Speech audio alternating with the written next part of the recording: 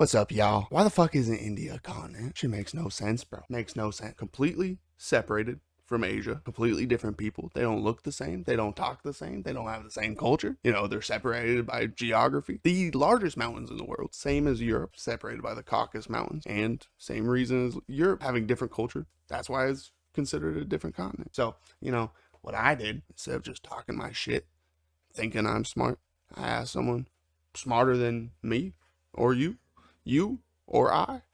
ChatGPT AI, babies. Why isn't India a continent? Isn't considered a continent for several reasons. India is classified as a subcontinent rather than a full continent because it is a part of the larger Asian landmass, lacks the geographical size, separation, and typically associated with continents, and is culturally and historically tied to Asia. Its status as a subcontinent acknowledges its distinct identity while recognizing its connection to the continent of Asia. So Europe is a subcontinent of Asia as well. Look, I don't care which way it goes. I just want some congruency with the fucking term. If India is a subcontinent, so is Europe. That's how I see it. I don't give a fuck either way. It's either one big continent or not. So for all the same reasons, while Europe is part of the same landmass as Asia and could technically be called a subcontinent, it is classified as a separate continent due to its historical, cultural, and political significance. This classification is based on tradition and human geography more than on physical geography. So it's because the people are different cultures, and, you know, just they're far apart. But you know what's also far from the center of Asia? The tip of fucking India. That's what I'm saying. And not only do you have to go through jungle, fucking monsoon season, and you have to go through giant mountain, completely diversified, and that's why the people look so different. Basically, the only reason they're different is because white Europeans didn't want to say that they had their own continent. And then it says that it's not purely Eurasia as one landmass. Geographically speaking, there's no distinct separation between Europe and Asia, making them one continuous landmass. So if anything, Europe is a subcontinent of Asia because there's no separation. It's one continuous landmass. Whereas if you look at the subcontinent of India, the world's largest mountains are in between the center of Asia and the rest of the Indian subcontinent. So it makes no sense. The division of Europe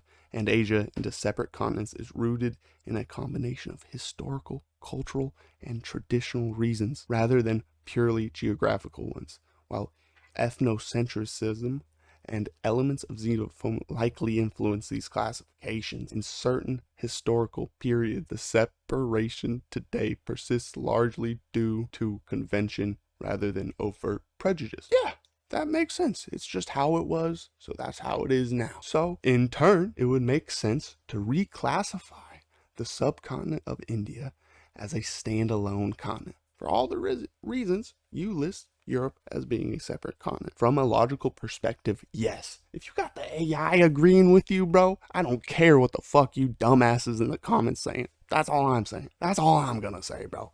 It don't matter what you saying. If AI is saying from a logical perspective, yes, my perspective is logical, fuck out of here. Its geographically distinct cultural and historical identity are completely separate from the cultural and historical identity of Asia. Completely different languages and completely different skin tones, meaning that their population diversified over a long time. You know, they were separated for a long time. They diversified because of the separation. Completely different economy and politicians. If Europe, which lacks a major geographical separations from Asia, can be classified as a continent largely due to historical and cultural reasons, then the Indian subcontinent's strong cultural, historical, and geographical distinctiveness could similarly support its classification as a separate continent. Now, just as Europe used cultural, historical, and geopolitical distinctions to define itself as separate from Asia, India could use similar reasoning to argue for a reclassification. The subcontinent's unique identity, history, and clear